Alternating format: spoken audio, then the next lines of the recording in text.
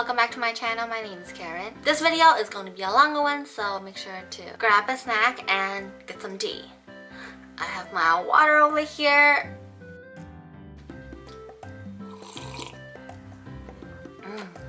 It's delicious.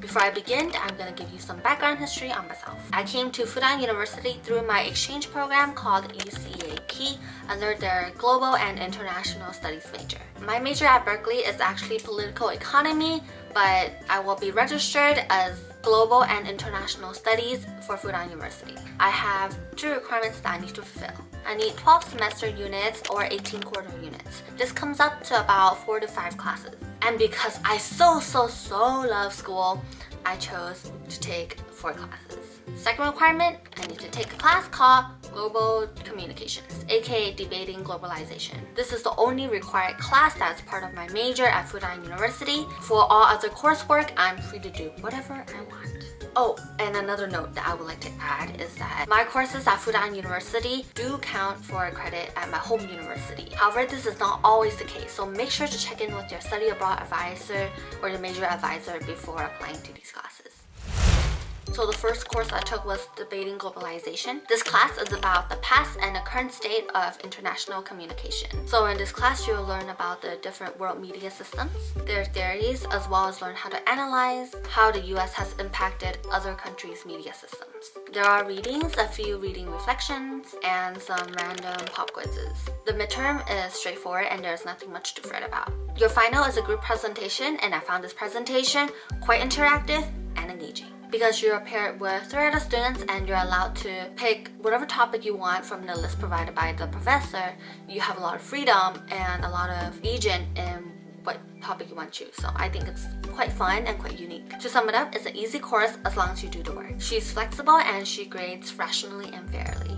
Her teaching style is about 90% lecture and 10% discussion. And she also lectures from the slides. This course was originally only for UCAP students, but has changed now. As long as you're enrolled as a student for Fudan University, you can join the class, whether you're a domestic or international student. This course is taught and written in English. Note number 1, I believe 95 to 100% of the class was all UCAP students. So if you're a UCEAP student, chances are that you know all your classmates, or at least know most of your classmates, which also makes making friends a lot easier. So that's a bonus. Special note number 2. We went on a class field trip to the Shanghai Museum, which is located in the Oriental Pearl Tower. I actually quite like the Shanghai Museum because it's very well made and it even incorporates smell and sound in the museum, so it really feels as if you are part of history, as if you're going back to the past. It's pretty nice. You should check it out if you have time.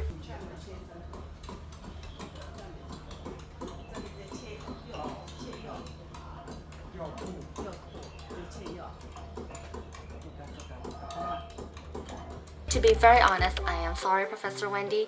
If I did not have to take your course, I would not have picked your course. Although I did learn some interesting facts from your course, I have seen the material already, and I already learned a lot of the material from back at my home university because I took a class on global studies in Asia as well as other political economy courses.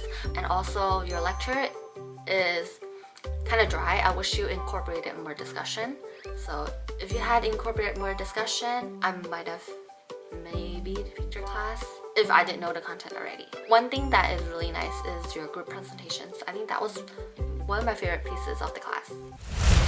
The second course I took was Development Economics. The course is all about the development economics using China as a case study. You'll learn what economic development is, problems that have risen with capital formation, and switching over from a developed into a developing country. There are a total of 5 written assignments and they are graded pretty harshly in my opinion. The averages for each essay were in the low 80s. The TA grades your work and getting feedback from her is quite frustrating, and her notes or tips for improvement for next time is quite confusing, as if she also didn't know the course material. Yeah. As a TA, I did not have a good impression of her. She seemed very disorganized in her thoughts, and it was as if she didn't grade the work and she was just like reading off some paper. But I think she was the one who graded the work and gave out the scores, but that's my experience. You might do better. So that is the general vibe that I got from her, and moving past her, I think that the final is pretty fair and it is cumulative. To sum it up for this course, as long as you put in the slightest bit of effort and you pay attention in class and you do your assignments and put thought into it, 2 to 3, 4 hours a week, you would be completely fine and you would be acing it. His teaching style is 100% lecture for all those 3 hours. But you're allowed to ask questions at any time. All of his information is on his slides. He adds his own annotations as he lectures, but the skeleton is basically all written on his slides. So if you're absent or sleeping like me during 80% of his class, all you have to do is read his slides before you do the assignment, before you take the test, and you should be completely fine. In this case, his slides are your savior. This course is open to all students from Fudan University, including both domestic and international and exchange students. This course is taught and written in English. Number 1, class is mandatory and you need to attend nearly every class. You need to sign your name on the attendance sheet that gets passed around at the beginning of each class. Number 2, this class uses Canvas, and how you submit your assignments is through Canvas. You submit it on Canvas on this platform, but for some reason, they don't tell you your grades on Canvas. You have to email your professor or a TA and ask them about your grade to your assignments instead of them uploading on Canvas, the website, which doesn't really make sense to me. You have to go through the hassle of having students message you so they can get their grade, but that's on their part. Maybe they encounter some issue or they aren't allowed to do that. Maybe there's some formality behind that, there's a reason, but from the student's perspective, this seems kind of like a hassle. No, unless you're really, really into the content that he's talking about, I would not recommend his lectures. Or actually, his lectures are dry, but they're very informative. It's just that 3 hours of lecture of him just talking in a pretty mundane voice really sets me off to sleep. It's like a lullaby to sleep. I guess if I have insomnia, I can record his voice and just go to bed. Yeah. Had he facilitated more discussions, then I probably would have drank more coffee to stay awake and participate in his class. The third course I took was called Shanghai and the Making of Urban China. One word, Shanghai. You'll witness the growth of Shanghai through Bjork, Li Jie, Luxun, Luxun,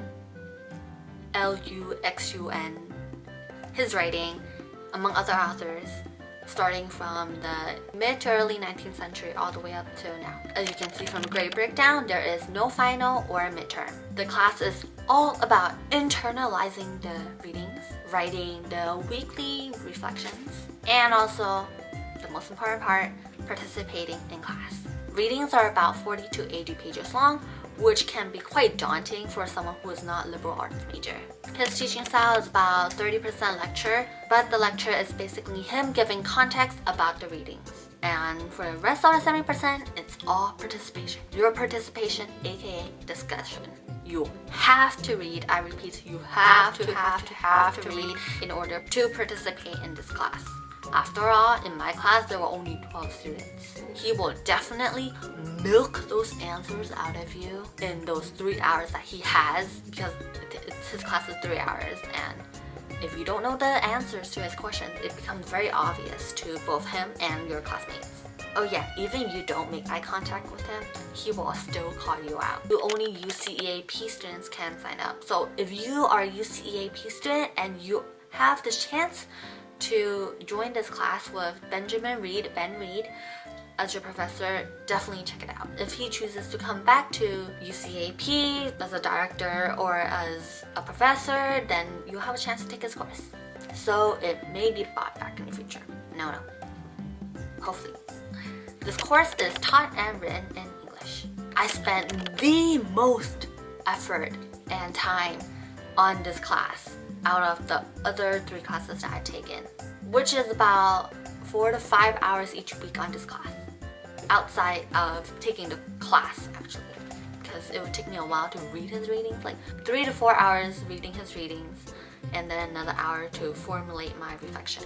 It's because I'm a slow reader and I'm a slow writer, so it takes me a little bit longer. I think for average people, it might take them like 2 to 3 hours to go through the readings. It's just I'm a slow reader. what can you do, right? But even though I spent the most time and effort in this class, this was a class where I learned the absolute most, and I was the most engaged in this class. Partly because I had to be engaged, but I also found the material super interesting, super engaging, super fun. I loved the readings.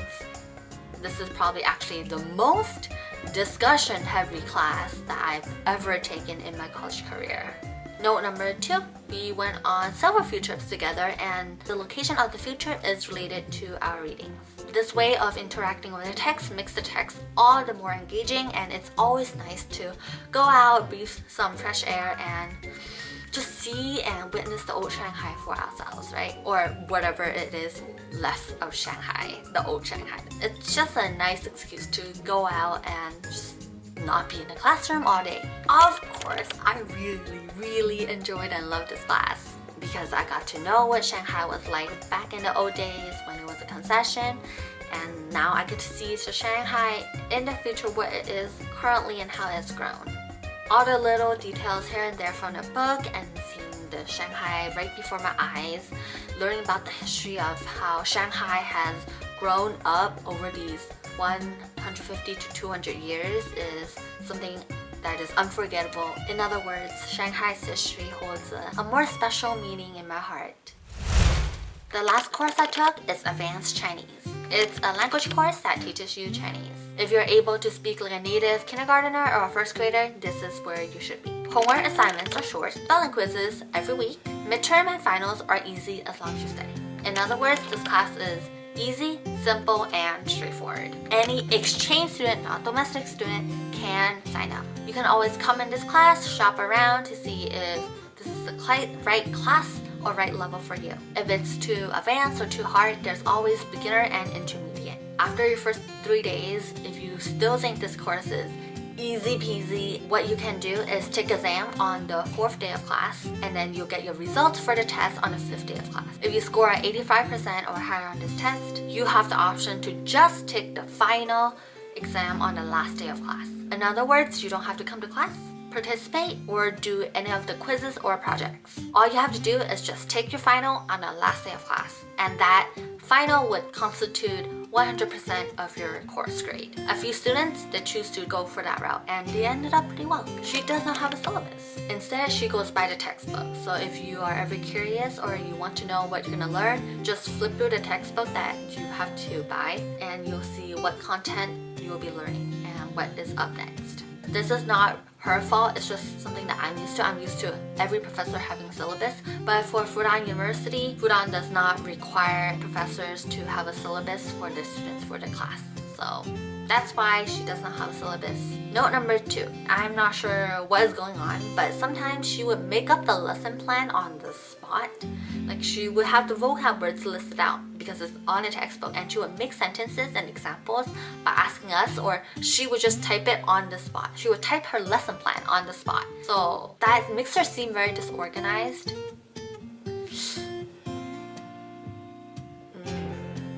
From a student's perspective, is this organized?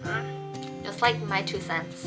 Special number 3. This is the only class that I have where I meet up 2 times a week, which I think is a great thing because I get to meet friends more this way. Because this is a 8:30 to 8 p.m. course, it's a perfect time to eat before or to eat after your class with your friends. This class also holds memories and feelings for me because this is the class where I met some of my closest international friends. Sure, I personally did not learn that much because I already knew 80% of the content, but the class itself is pretty interactive. You have a chance to engage in some rich partner-to-partner conversation and dialogue, and you get a chance to make examples out of vocab words that you learned on the spot. I think this is one of the best ways to practice Mandarin, other than just speaking with locals. This is one of the most interactive and fun way to get out of your comfort zone and to practice Mandarin. And that's a wrap! Those are the 4 classes that I took at Fudan University.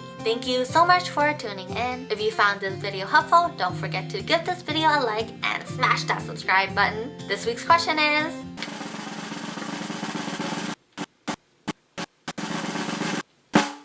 What's your favorite way to get in some exercise? I love, adore running so much. Also, one habit I have with me is that I have to listen to K-pop, specifically K-pop. I think it's the beats, it's really bouncy, juicy, really gets you hyped up. And until next time, have a good one. Bye bye!